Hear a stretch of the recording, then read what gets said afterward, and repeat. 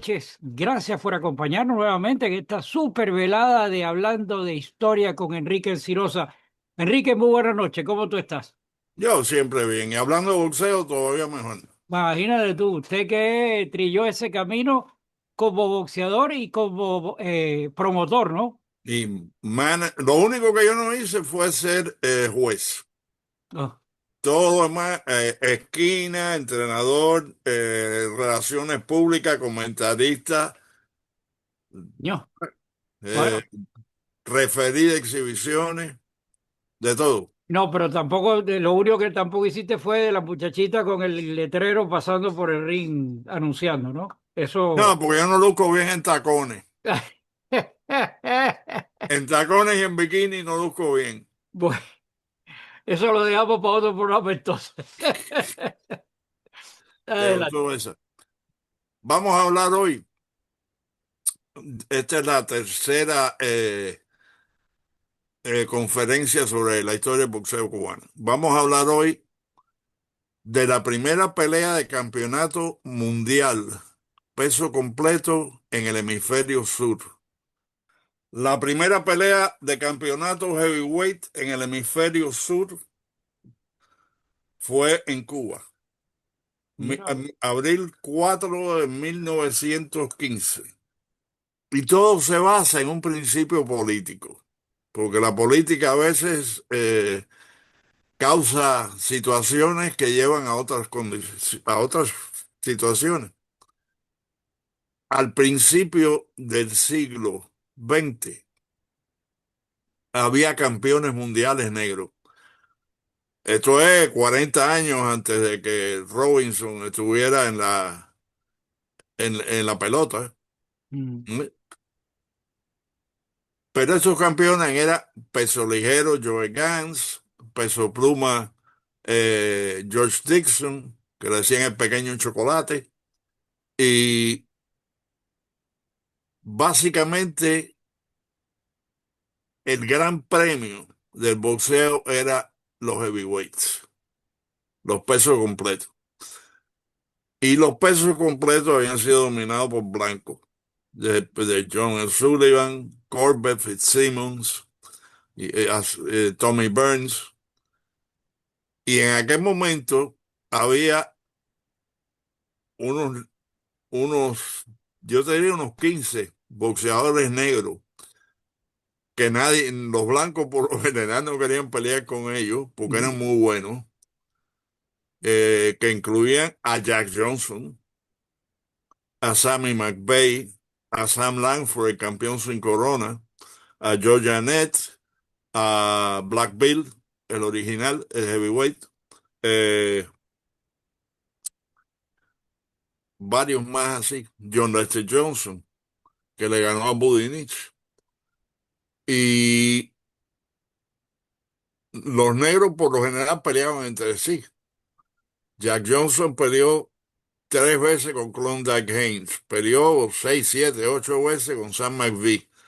Peleó también con Joe Janet y así sucesivamente. Eh, y había muy pocos blancos que pelearan con ellos.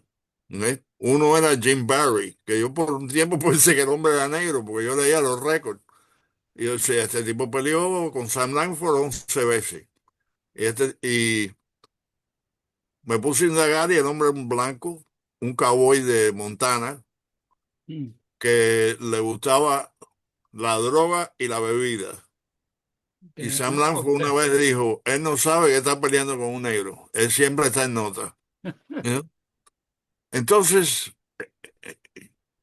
los blancos no peleaban con los negros en el sur y los campeones evitaban pelear con negros bajo la excusa de que no eran taquilleros, lo cual en cierto aspecto era cierto. Eh, Johnson pierde una pelea en 1905 y después se pasa 10 años sin perder una pelea. ¿Ok? En esos 10 años, él va persiguiendo a el campeón Tommy Burns. Perdón, donde quiera que Tommy Burns va. y en todos lados se forma el escándalo. Que este hombre, que yo tengo un buen récord, que no quiere pelear conmigo, y lo persigue a Europa, a Londres, y después lo persigue a Australia. Wow. Y por fin Tommy Burns, que era un hombre chiquitico, era el campeón más chiquito de los heavyweight en la historia del boxeo, medía 5'8", 5'7", pero tenía unos brazos muy largos, ¿eh? Y pegaba muy duro y sabía boxear, ¿eh? Era un tipo difícil de ganar.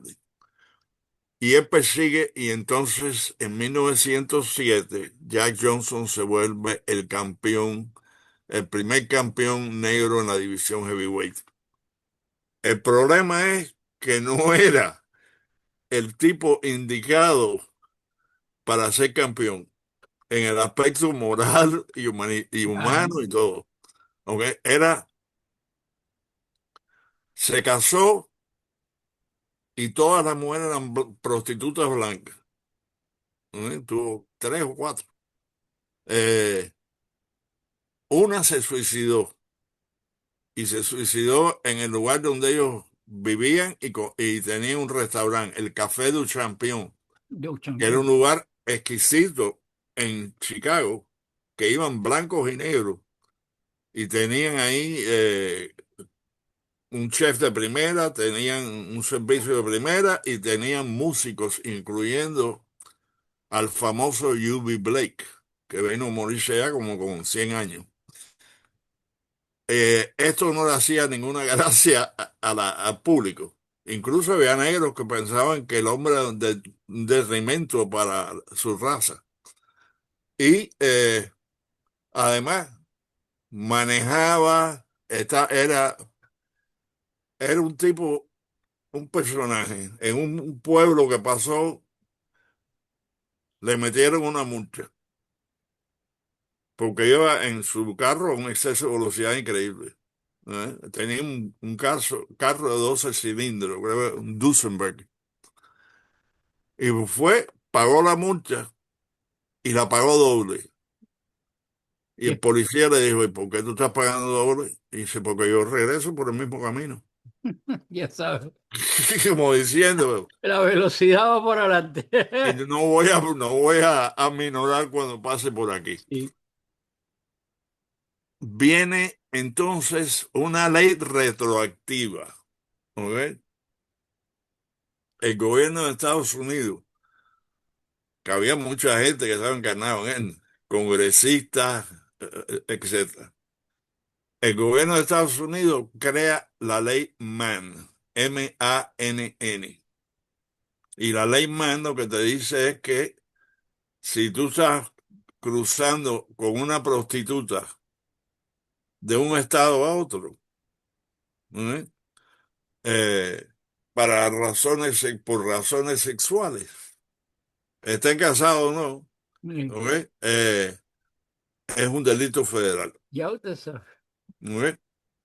Y lo hicieron retroactivo para meterlo preso.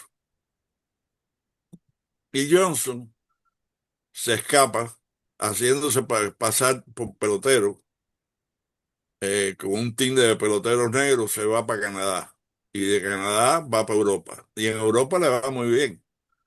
Ahí está peleando y ganando dinero y lo adoran. Y el hombre se vestía, según a mí me dijo mi entrenador, que fue campeón mundial también en los pesos menores.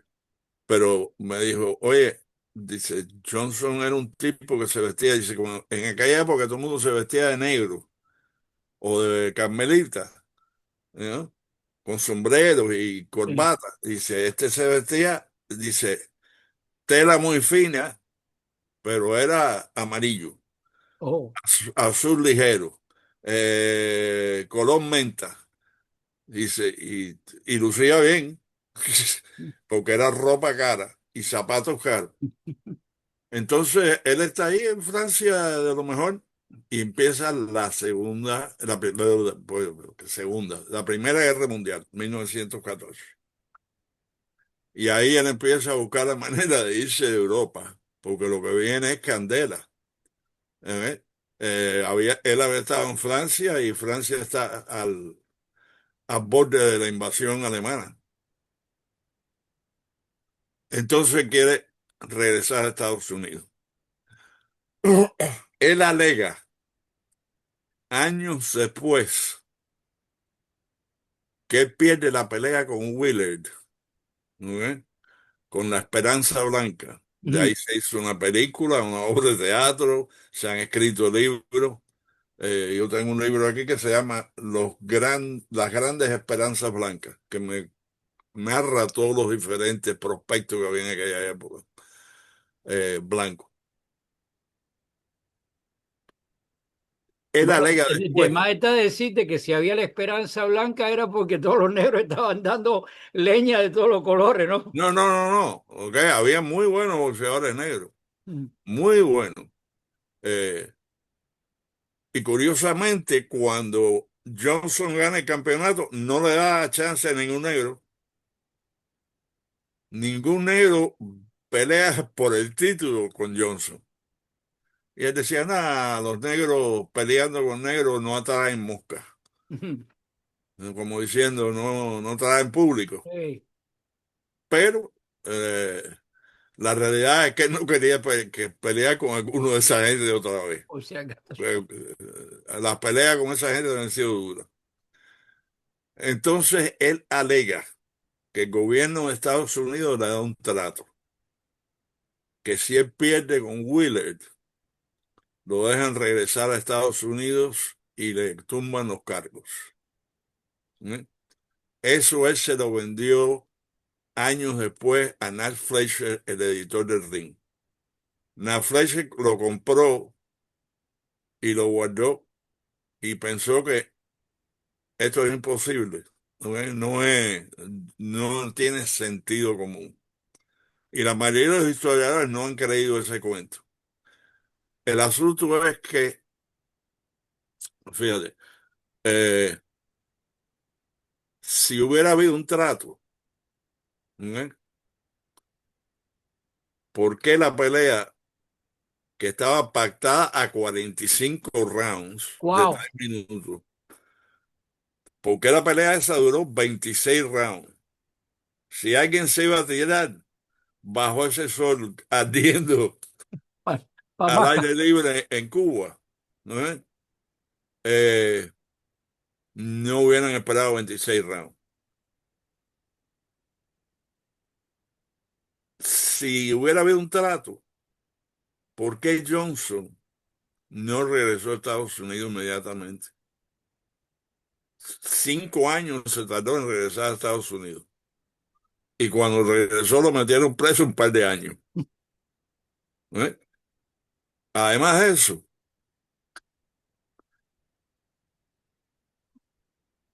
Willard se entrenó en Cuba al aire libre. Él montó un ring en el hotel donde él estaba, enfrente al hotel o en el costado del hotel. Y ahí, bajo el sol ardiendo, él guanteaba con sus sparring partners. Una de las cosas que él hacía era tratar de tener siempre que el sol le diera en la cara al contrincante. No, Esos son unos trucos profesionales de trabajar así. Y Willard verdaderamente, eh, verdaderamente sudó la gota gorda entrenándose. ¿Eh? Él entrenaba con 3 o 4 americanos que él trajo con él y todos eran rápidos y algunos más ligeros que él, ¿eh? Porque Willard era un mastodonte. ¿Eh? Johnson era un mastodonte también, en el aspecto de Johnson medía 6'1" o 6'2", wow. que era buen tamaño para aquella época, y pesaba, su mejor peso era entre 200 y 210. ¿Ok? Pero para la pelea con Willard, él entra en el ring en 225. Y lo que dijo Alexander Johnson, que era uno de los corresponsales que estaba ahí, dijo, No estaba gordo, pero tenía manteca. O mm, sea, no se le veía en la costilla, no había definición muscular y tenía 10 o 15 libras de peso más. Y Willard entró en 238, ¿eh? Le llevaba 13 libras y Willard medía 6'6", ¿eh? Willard era un guajiro de, de Potawatomi, Kansas, ¿eh? Que se había ganado la vida los primeros años de su adultez vendiendo mulos, vendiendo caballos, criando caballos. Era un cowboy, ¿eh? Y cuando le dio por el boxeo, dijo, "Ah, esta es una manera, la gente estaba que la esperanza blanca, que la esperanza, y él no era racista, él lo que quería era ganar dinero. claro, Y midiendo 6'6", un tipo que podía cargar un ternero, ¿no ves? Midiendo 6'6", pesando 240 libras. Hoy en día estaría jugando basquetbol, pero en aquella época, eso era un gigante, ¿verdad? claro. Y lo que sucedió es también la película. La película, se hicieron dos pedazos, dos películas en Cuba, ¿ok?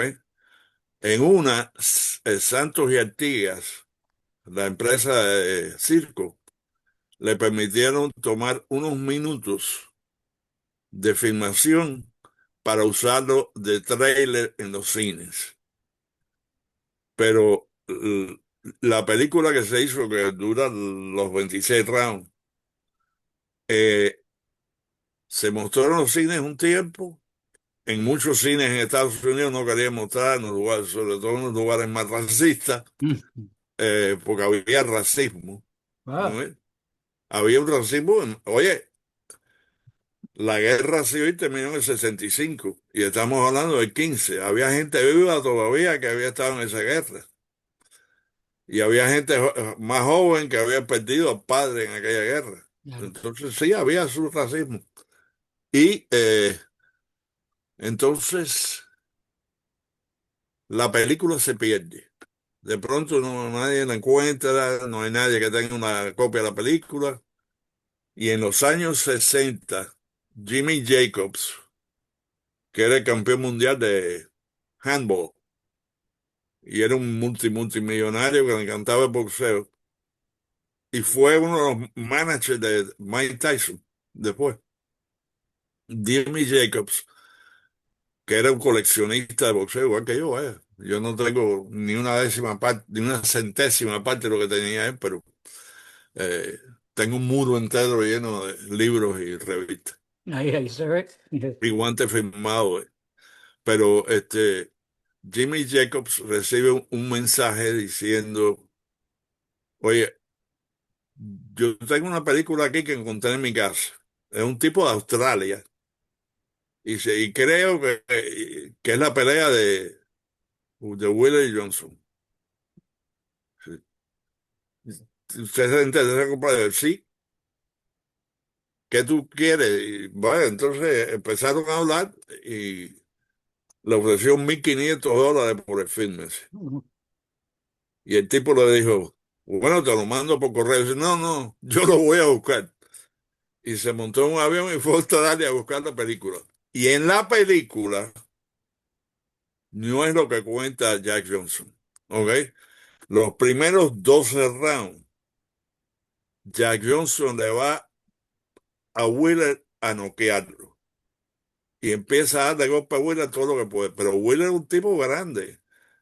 Y estaba en la mejor condición física de su vida. Había estado semanas entrenándose en Cuba. Y estaba obsesionado. Una de las días que él estaba corriendo en la playa, entrenándose, vio caer muerto un cuervo negro. mm. Si yo Ya usted tomé eso, sabe. eso es un hombre. Ya, claro. Y entonces yo estaba, de verdad, o sea, la mejor pelea de su vida la hizo él en ese 4 de abril. ¿No? Eh, los primeros 12 rounds, Johnson está atacando, tratando de noquear a Willie. Ya para el round 15 se ve que esas 15 libras adicionales empiezan, Estaba empezando. estaban pesando como 30. Sí, ¿Ok? Y del 18 para adelante, Wheeler empieza. Y Wheeler pegaba duro. ¿Ok? Y Wheeler era grande y Wheeler aguantaba. ¿Ok? Y Wheeler le metió en el round 26, él le mete un piñazo durísimo, una derecha durísima a Johnson, que ya estaba bastante lento y cansado. Johnson cae a la lona y pone, hay una foto famosa de Johnson que se ve con las manos así, y los conspiradores dicen que eso fue para taparse sí. el sol, del sol. Bueno, primero que nada, déjame decirte, yo llevo toda mi vida en el boxeo y eso yo lo he visto varias veces, que un tipo cae inconsciente a la lona y de reflejo las manos le suben aquí. Y está como si estuviera listo para seguir peleando y no sabe que está acostado en la lona. También, si tú caes y tú no estás inconsciente completo y te están dando luz en la cara, en este caso es sol, pero o luz Claro, de bombillo, eh, el reflejo es sí, taparse, da fuerza. cubrirse los ojos o cerrar los ojos. Así que en realidad yo no creo que esa pelea fue eh, en ningún nivel eh, falso, preparada. Una pregunta que me llamó la atención lo que dijiste un poquito atrás. Una pelea de 47 rounds. La pregunta mía 45. era, o 45, ¿eso era un estándar de que las peleas eran así o es que se escogía una pelea específica No, esa para fue la eso? pelea más larga de campeonato pactada. Ah, ok. Pero entonces, ¿qué era que se ponían de acuerdo para que fuera esa cantidad de El rounds? promotor, el promotor y la comisión de boxeo. Ya en ese año todavía no había comisión de boxeo en Cuba. La comisión de boxeo no se crea hasta 1921. Wow. Pero Pero hoy en día hay una regulación de límite de round o todavía sigue sí, sí, estando abierto. sí. La pelea de campeonato ahora es 12. Eh, lo cual está bien, ¿ok? Antes eran 15 y hubo un tiempo que hubo unas cuantas que eran 20. Eh, Mira, Anastasio Peñalver, el discípulo de Budinich, peleó con Sebastián Coaña en La Habana 20 rounds, ¿no? Y Budinich peleó 20 rounds con el mismo tipo dos veces en un mes, Bueno, ¿ves? Así que, pero Willard se vuelve campeón, ¿ok? Johnson se va de Cuba, regresa a España, está un tiempo en España, eh, después va para México y en el año 20 regresa a Estados Unidos. Lo meten preso un par de años cuando sale, ya viejo, porque su carrera boxística duró desde 1897 hasta 1931. Él estuvo boxeando 34 años. Incluso ya en los años 40 todavía él hacía exhibiciones. wow. Y murió en el año 47 en South Carolina en un accidente de carro. Manejaba muy rápido, ¿eh? A él le encantaba la velocidad. Y Willard, que verdaderamente la historia no ha sido grata con él en el aspecto que lo pintaron como un tipo en la obra de The Great White Hope que hizo James Earl Jones en teatro y en cine. Lo pintaron ahí como que era un monigote que venía a pelear una pelea arreglada. Y Willard era bueno. Eh, Después tuvo una defensa y en la segunda defensa cometió el error de pelear con Jack Dempsey, Ujú. que tenía 24 años y era un salvaje, ¿eh? Y Dempsey lo destruyó. Dempsey lo tumbó 7 veces en 3 rounds, ¿no es? Porque bueno, Dempsey era algo especial. Yo lo conocí a Dempsey cuando era viejo ya, y yo era un muchachito. Pero bueno, ese es el caso Wheeler y Johnson. Esta pelea, que fue la primera de campeonato heavyweight y posiblemente la primera pelea de campeonato de cualquier peso en el hemisferio sur, levantó el boxeo enormemente. Las peleas que había habido en los meses antes, que se estaba preparando esta pelea de campeonato mundial, los boxeadores que estuvieron en Cuba, ¿no? Eh, en Cuba, de pronto empezaron a salir gimnasios por todos lados. Los alumnos de Budinich estaban, algunos pues, estaban ya de entrenadores y abrieron su propio gimnasio. Y en toda la isla, fíjate, Ramón Castillo, que después llega a ser un gran boxeador cubano, a él lo que lo inspiró fue a saber de la pelea esa y el dinero que ganaron. Y en una época, imagínate, en Cuba se podía vivir con $50 al mes en aquella época. Mm. Bueno, hoy con 50 O dólares con al mes, 50 dólares viviría hoy como con rey. $50 al mes te compras la isla. Pero en aquel momento eh, el dinero iba lejos. Uno se Tú ríe, podías pero comprar una casa en Cuba de 2 pisos por $2,000. ¿Eh?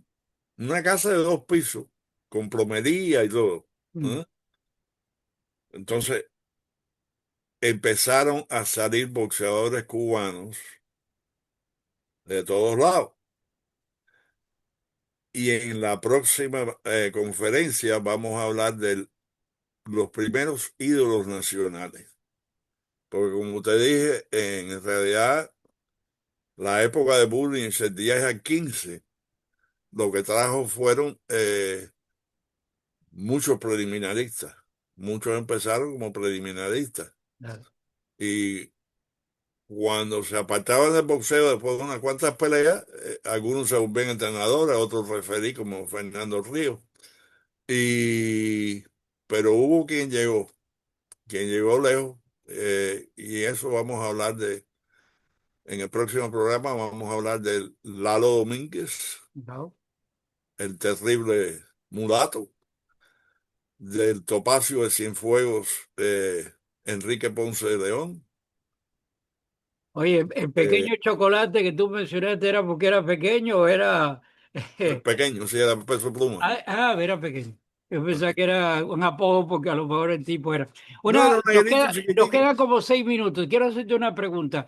El género de películas que uno encuentra muchas películas comerciales que son, te das cuenta que es hecha adrede, por publicidad, por lo que sea.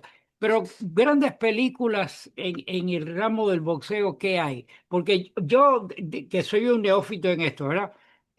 Una de las que a mí siempre me ha llamado la atención y la he visto 3 veces, la que hizo Clint Eastwood, donde muere la luchadora, la que él está Sí. entrenando. Pero fuera de eso, de ese contexto, ¿qué películas de esas son resaltantes realmente? Que no sean peleas, sino que sean películas contando la historia. Fíjate, películas de cine, ¿ok? ¿Mm? Recomiendo, bueno, el que quiera saber de la época esa de los 1890, está la película de Errol Flynn, Gentleman Jim, Ujú. que es la historia de Jim Corbett. Está una que se llama Fat City, que se hizo hace años también, eh, en la cual está Jeff Bridges y Stacy Keach. Y esa es una película muy real, porque te muestra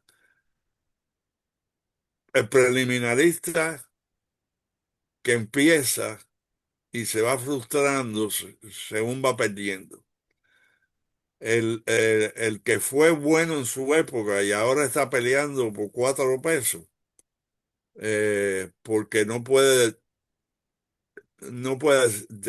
aceptar que ella no tiene las condiciones. Esa es una tremenda película. Paul Newman en Somebody Up There Likes Me, alguien allá me quiere, alguien arriba me quiere, que es la historia de Rocky Graciano, el Oh, campeón middleweight. Buena película también. La película de Ali que hizo Will Smith, sí, muy bien esa hecha. la vi, sí. Muy bien hecha. Y en esa película pusieron cámaras chiquiticas en la cabeza de ellos. Y cuando estaban boxeando, así es como es, así es como es que tú ves el puño venir de pronto, y ¡bu, bu, bu, bu, bu, bu, bu, bu! Así. Bueno, tú dices bu, bu, bu, no, yo vería uno, bu, y se acabó para mí. Yo voy directo al piso. Una película me acabo de acordar, creo que se llamaba The Cinderella Man. No recuerdo ahora No, quién es. yo fui uno de los consultantes de esa película. Oh, esa película era Es más, durante la depresión, ¿no? fuimos, era Hank Kaplan, Mike DeLisa, Sal Rapa y yo. Éramos cuatro los que trabajamos en esa película, Bueno, ¿no? es una Y hay tremenda cosas, o película. sea, yo miro esa película ahora y yo recuerdo cosas, pues Mike DeLisa fue el que le dijo, el que le sugirió a Ron Howard, eh, el, el productor, que cuando se diera un golpe duro se viera como un rayo X. Una de mis contribuciones fue que de verdaderamente pasó, él lo dijo, Jimmy Bravo, que fue que él llegó a la esquina. No, no en la pelea en particular que estaban poniendo en la película, Mm. pero en otra pelea él hizo esto. Y yo le dije, pongan esto, porque vale la pena. Y él llega a la esquina cuando peleó con Tommy Loughran y tenía los ojos todos reventados. Y la esquina le dice, tienes que parar esos golpes. Y Brad dijo, ¿y tú ves alguno que se va de largo? Porque todos lo estaban dando. Eh, sí, es buena Es película. una buena película, fíjate, me acordé de eso en el Y final entonces las películas de Rocky, yo te diría, a mí me gustaron las primeras tres. Después de eso ya es producir. sí, sí. Bueno, no habían películas a ese nivel, por lo menos publicitario, como fue la de Rocky, que llamó mucho la atención, como tú dices, ya cuando fue con el ruso y ya cuando el ruso mata ¿cómo se llama? Apollo Creed, ya eso ya cambió un poco la temática de la película así. Enrique, nos quedan 2 minutos. Me voy a despedir aquí, te dejo a ti el final para Oye, la por invitación, favor, déjame recordarle a la audiencia que es importante. que Candela y Hablando Historia se pueden ver en Rumble, Telegram, X, True Social, Signal, Facebook y YouTube.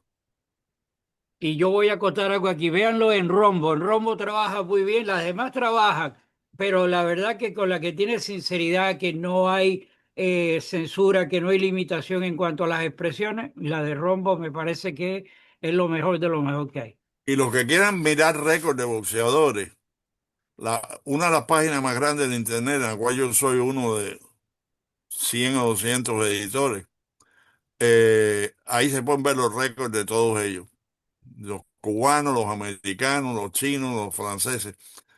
Y la página es, ahí lo tiene, BoxRec, ¿Ya? boxrec.com. Ahí hay récords completos de muchos boxeadores, hay récords parciales, ¿ok? De otros boxeadores, porque se van encontrando peleas constantemente. Y cuando yo empecé a trabajar en récords, bueno, ya he puesto 28.000 resultados en Oh. 25 años, pero por ejemplo, Black Bill, el cubano, tenía en los libros de récord 80 y pico peleas. Y yo me puse a buscar con Melchor Rodríguez, otro historiador, me puse a buscar los microfilms del diario La Marina, El Mundo y de diferentes periódicos de la Universidad de Miami y llegamos a 150 y pico peleas de ese boxeador. Así que vale la pena. Y uno se entretiene mirando. Ya, nos queda, estamos en la raya. Nos queda más que decirle a todo el mundo, señores, compartan el programa. Esto es es parte de la historia y además es un tema bien bonito y bien agradable recordarlo. Un abrazo, nos vemos en la siguiente oportunidad. Que Dios reparta suerte, que Dios bendiga a los Estados Unidos de América. Nos vemos. Candela.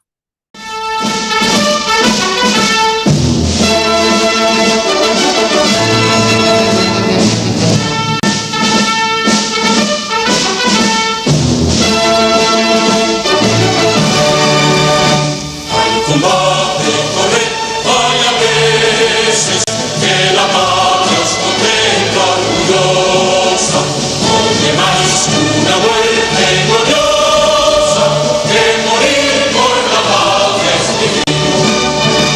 En cadenas vivir es vivir, en afrenta y oprobio sufrir, el clarín que escucha el sonido.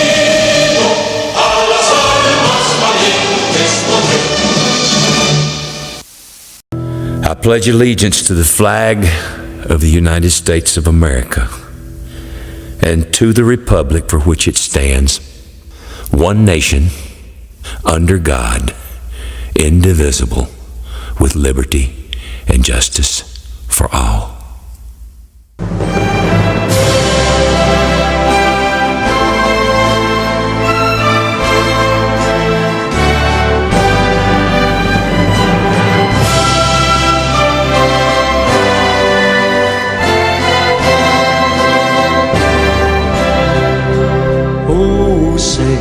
Can you see by the dawn's early light what so proudly we hailed at the twilight's last gleaming, whose broad stripes and bright stars through the perilous fight over the ramparts we watched were so gallantly streaming, and the rockets' red glare, the bombs bursting in air, gave proof through the night that our flag was still there.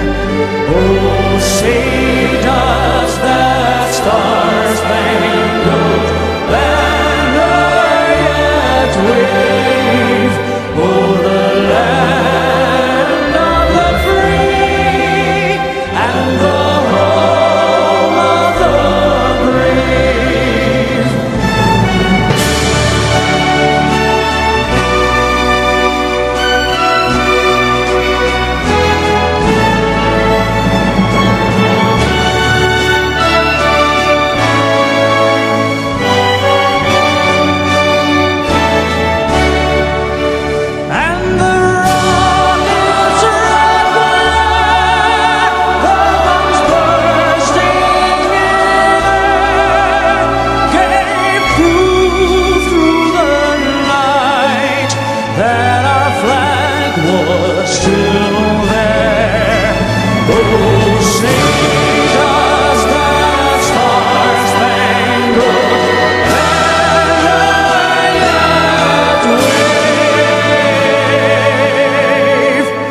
Oh